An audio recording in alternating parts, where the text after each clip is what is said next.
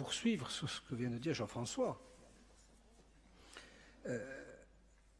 De quel constat il faut partir, de quoi est-ce qu'on parle et où on veut aller, et surtout ce qu'il faut éviter.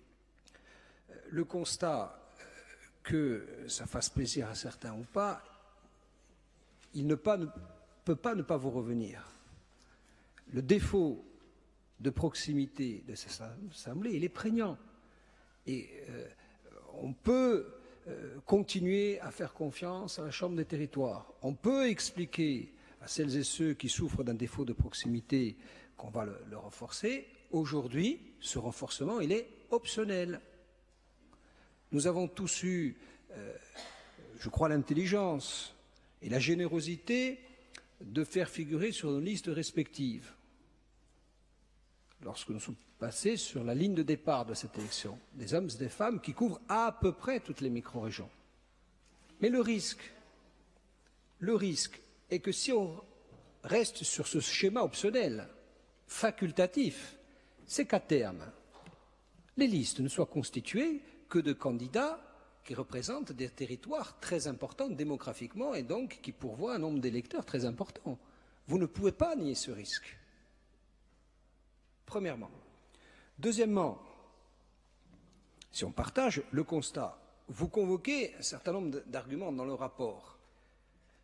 Pardon, mais qui, bon, pour certains, sont erronés. Lorsque je lis, page 4, que vous rappelez que le mode de scrutin national repose sur des circonscriptions électorales départementales et que vous écrivez, je cite, que cette modalité n'a jamais été mise en œuvre pour la Corse alors que même la bidépartementalisation a duré de 1975 en 2017, 82, 84, 86, les élections territoriales sont déroulées dans les scrutins départementaux. Bien. C'est le statut Joxe en réalité qui a tout changé en 91 et 92. Bon, mais passons sur ces arguments techniques. Vous dites qu'on va à contre-courant de l'histoire. Bon, c'est d'ailleurs assez présomptueux ce genre d'argument qui revient systématiquement lorsqu'on convoque le sens de l'histoire. Le sens de l'histoire, c'est l'avenir. On verra bien ce que donne le sens de l'histoire. Par contre, il y a des réalités. Les réalités, c'est que les électeurs se détournent de plus en plus des urnes, y compris pour ce scrutin, qui était quand même un scrutin privilégié. Derrière les présidentielles et la mairie, on votait en masse pour les élections territoriales. Peut-être qu'il faut s'interroger sur les raisons pour lesquelles même ce scrutin est devenu un scrutin moins privilégié. Et que la proximité est un élément indispensable d'attractivité des scrutins. Après, vous convoquez l'idée que nous sommes une entité unique et que nous représentons toute la Corse. Mais ce n'est pas attentatoire. Être à la fois représentant d'un territoire, ça n'interdit pas d'être représentant de la Corse. Ce qui est en cause ici, attention, ce n'est pas une forme de tripatouillage sur la représentation ou sur les institutions. Ce n'est pas de ça dont il s'agit. C'est une territorialisation du mode de scrutin. On n'est pas en train de tripatouiller le mode de scrutin. L'histoire des 5%, les seuils, les fusions, la prime des 11, c'est maintenu tout ça. On dit simplement qu'il faut qu'ici siègent à la fois des gens qui soient représentants d'un territoire, mais qui représentent toute la Corse. Pourquoi est-ce qu'il serait interdit de penser que les choses soient complémentaires et pas exclusives? Comment vous pouvez nous expliquer ce que vient de faire de façon très pertinente Jean-François en disant qu'il est ici au nom de la Corse et qu'il est issu d'un territoire? Et alors, et demain, s'il était élu d'un territoire, qu'est-ce que ça change? Ça l'empêche de parler au nom de la Corse? On vient tous d'un territoire. Et alors, si on est élu depuis un territoire, qu'est-ce que ça va changer?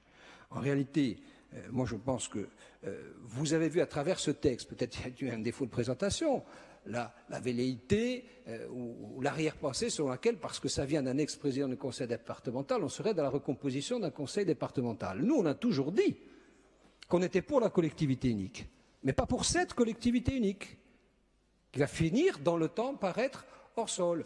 Nous, ce qu'on dit depuis le départ, c'est que sur cette affaire, on est uniquement dans un sujet qui concerne le mode de scrutin.